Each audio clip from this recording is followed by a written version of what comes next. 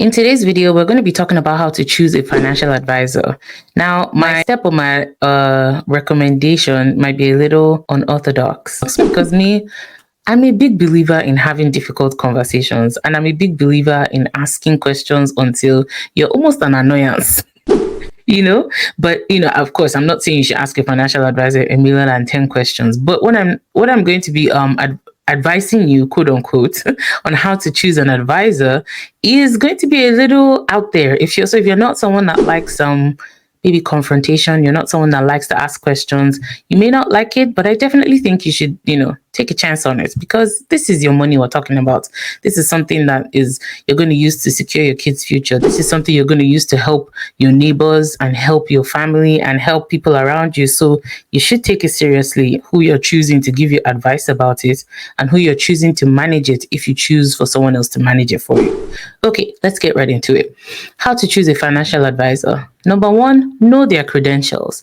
Are they a CPA, CFA, CFP, and all the other designations that are out there? They don't necessarily have to have a designation, but if they do, you definitely want to know what it is about, and if, they are actually qualified to give you advice. Part of the reason you want to understand their qualifications or their designations and co is what qualifies them to give you advice, because again, this industry is not heavily regulated in Canada. So any John Doe can wake up tomorrow and decide he's a financial advisor, and no one is going to, necessarily crack down on him or her unless they are committing outright fraud. Okay, so you want to be careful. There are a lot of people in this industry that don't know what they're doing. So you definitely want to understand not just the designation, but what qualifies them to give you advice. You can do this by researching online, checking out their websites, checking them out, overall in a quick Google search just to see what's the chatter out there about this person. Number two, ask about their experience. When you do meet with them, think of it as an interview. How many years have they been in the industry? Why did they choose to enter the finance industry? Why should you choose them as an advisor? Again, it's literally an interview. You're trying to understand, is this person the best for you to help you in your financial journey? It's okay to want an advisor that aligns with your beliefs and your values. For example, I'm Christian, so I definitely want somebody that has that sort of background. Now, that doesn't necessarily mean that the non-Christian ones can't give me advice. It's just a preference, okay?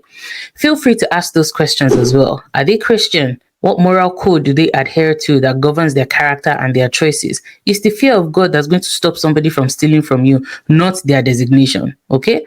So make sure you understand what guides their character and their choices overall. You want to make sure that this person is actually aligned with you personally. Okay? If you're skeptical, verify their credentials.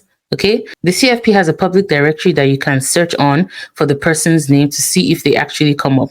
If you don't see the person's name, you can always call and ask. And if it doesn't come up, that gives you your answer right there.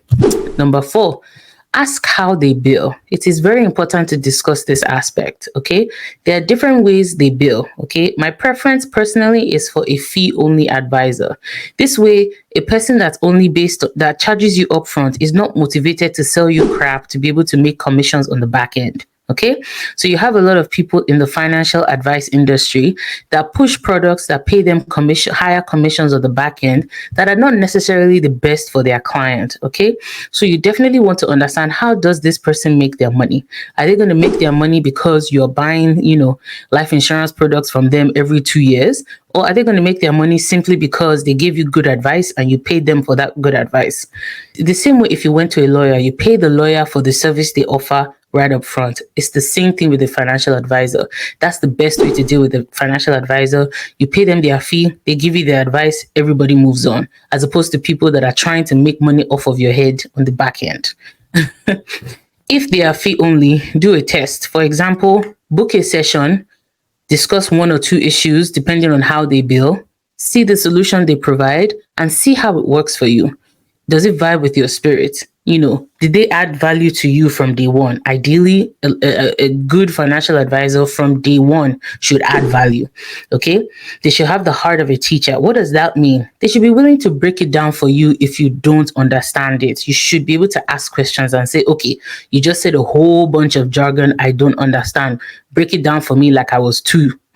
And they should not be, short tempered or short with you in general.